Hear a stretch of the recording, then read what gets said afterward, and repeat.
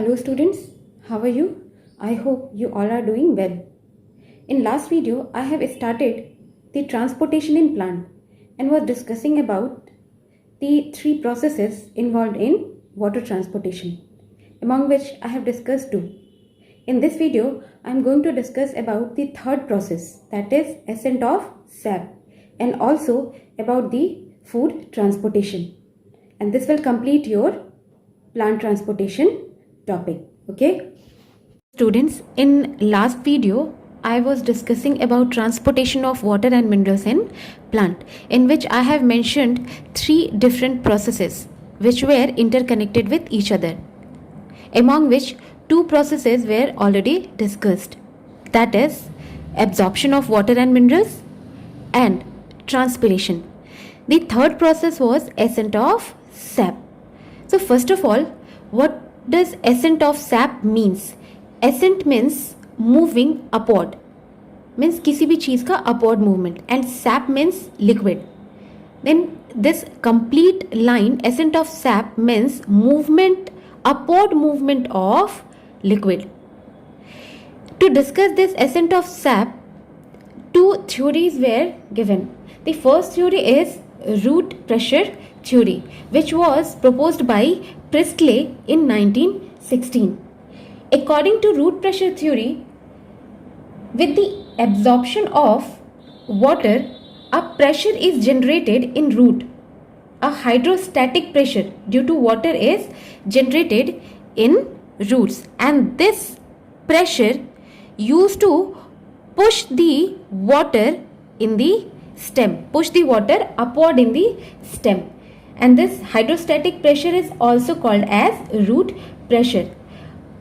But this theory can be applicable for only herbaceous plants.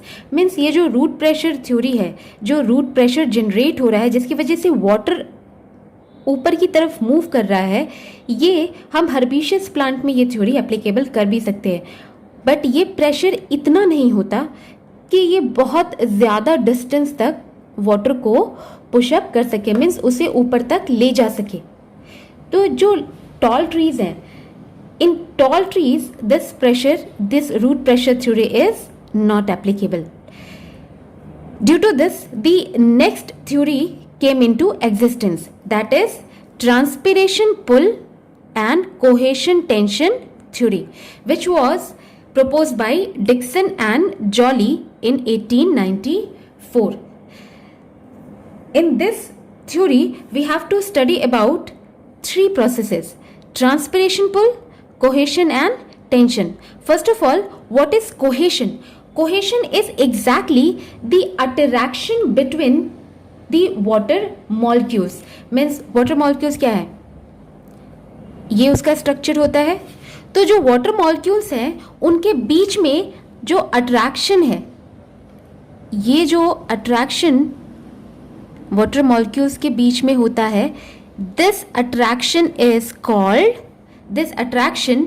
Called cohesion.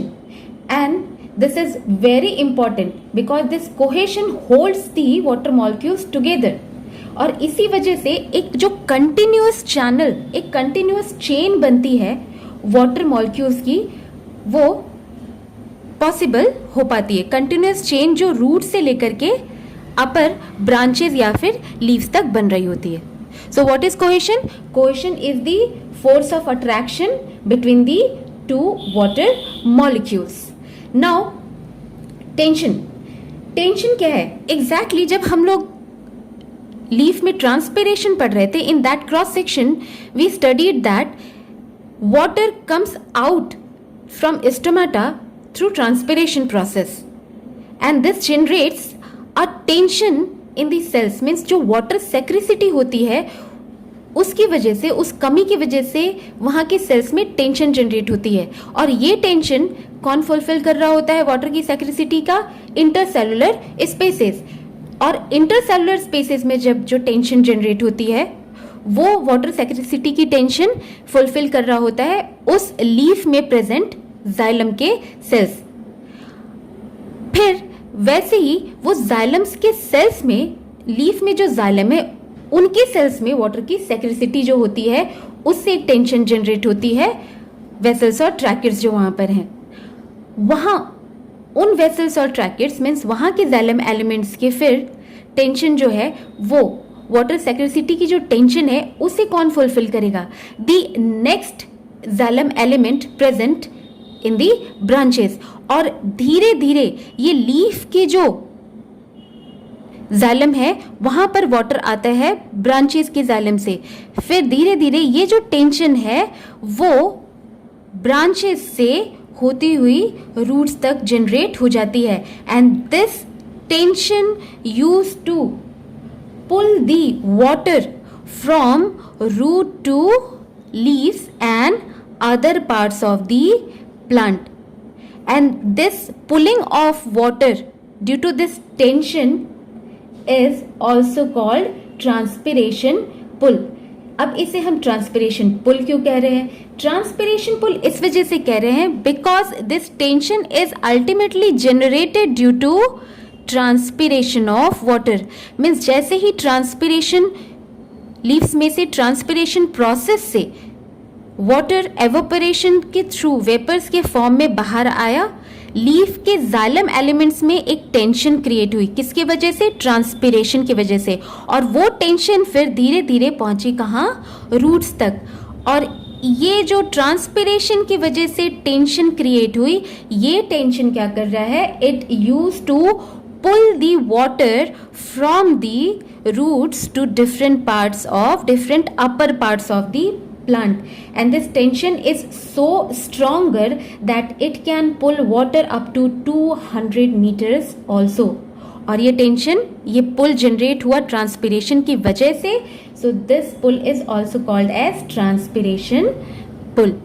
Okay students, and this is how water moves upward or pulled upward from root to the different parts of the plant। Now up till we have studied about the transportation of water, next is the transportation of food। Now transportation of food from leaves to different parts of plant, and this transportation of food from leaves to different part of plant is called translocation। Translocation जो है, इसके mechanism की अगर हम बात करें कि कैसे ट्रांसलोकेशन होता है, तो एक सबसे वाइडली एक्सेप्टेड हाइपोथेसिस है mass flow hypothesis, which was given by Munch in 1931। The first thing about translocation or transportation of food is that it is an active transport, means transportation of food requires energy in the form of ATP। and the second thing is that ये जो sugar molecules, means हमें पता है कि photosynthesis से जो है carbohydrate synthesise हो रहा होता है, और वो कार्बोहाइड्रेट जो है वो ग्लूकोज के फॉर्म में सिंथेसाइज होता है, but it doesn't get transported in the form of glucose. This glucose combines with this glucose combines, one molecule of glucose combines with another molecule, sugar molecule, that is fructose, and this both forms combinedly sucrose molecule, and the food prepared or synthesized during photosynthesis in leaves get transported in the other plant parts in the form of sucrose only। अब होता क्या है, process देखें, ये palisade parenchyma और ये spongy parenchyma, हमें पता है कि ये जो है मेसोफिल सेल्स हैं, and these are the cells where photosynthesis occurs. और फोटोसिंथेसिस जब होता है तो यहाँ पर क्या होते हैं, कार्बोहाइड्रेट मॉलिक्यूल्स सिंथेसाइज हो रहे हैं। अब वो कार्बोहाइड्रेट मॉलिक्यूल्स यहाँ से कहाँ पहुँचते हैं, फ्लोएम में। ये चारों तरफ ये आप देख रहे हैं, it is vascular bundle, in centre there is xylem, and in side wise it is phloem. तो ये जो सारा कार्बोहाइड्रेट मॉलिक्यूल है, it get transported into phloem. जैसे जैसे फ्लोएम के सीव ट्यूब में कार्बोहाइड्रेट मॉलिक्यूल जो सुक्रोज है वो पहुंचता है, वैसे वैसे जो सीव ट्यूब्स हैं उसका ऑस्मोटिक प्रेशर जो है वो इंक्रीज होना शुरू होता है। ये ऑस्मोटिक प्रेशर क्यों इंक्रीज हो रहा है, क्योंकि वहाँ फ्लोएम के सीव ट्यूब्स में, लीफ के जो फ्लोएम के सीव ट्यूब्स में सॉल्यूट का कंसंट्रेशन इंक्रीज होता जा रहा है और वाटर का कंसंट्रेशन या वाटर का लेवल जो है वो डिक्रीज होता जा रहा है। अब इस इम्बैलेंस को, means higher concentration of solute और लोअर कंसंट्रेशन या अमाउंट ऑफ सॉल्वेंट को बैलेंस करने के लिए क्या होगा, जो इस फ्लोएम के बिसाइड जाइलम्स है, water will move from xylem to sieve tubes of phloem through osmosis। और जैसे जैसे water enter करेगा sieve tubes में, the turgor pressure of the sieve tube cell will increase। turgor pressure क्या है? It is the pressure generated by the incoming water against the cell wall.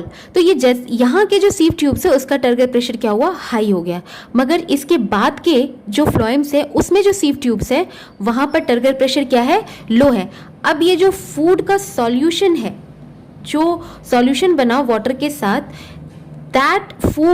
that soluble food will move from the region of higher turgor pressure to lower turgor pressure। means उस सीव tube में जहाँ turgor pressure ज़्यादा है वहाँ से वो move करेगा उस सीव ट्यूब सेल्स में जहाँ पर टर्गर प्रेशर कम है। और in this way, according to the requirement, the material or food get transported from the higher pressure to the lower pressure. और इसी प्रेशर डिफरेंस के अकॉर्डिंगली जो फूड है वो लीव्स से जो प्लांट्स के डिफरेंट पार्ट्स है वहाँ पर मूव कर रहा होता है। ओके स्टूडेंट्स, नाउ अब ये जो फूड जहाँ पर बन रहा होता है, means the site where food is being synthesised, that site is called source, and the site where this food get utilised after transportation, means वो साइट, वो जगह जहाँ पर फूड जो है वो यूटिलाइज होता है ट्रांसपोर्टेशन के बाद, that place is called sink. So this is all about transportation of food. So now the topic transportation or the life process transportation is completed. In next video I will discuss about the another important life process, that is excretion. Till then, stay safe, stay home, take care of yourself, use mask and don't forget to sanitize yourself. Have a nice day.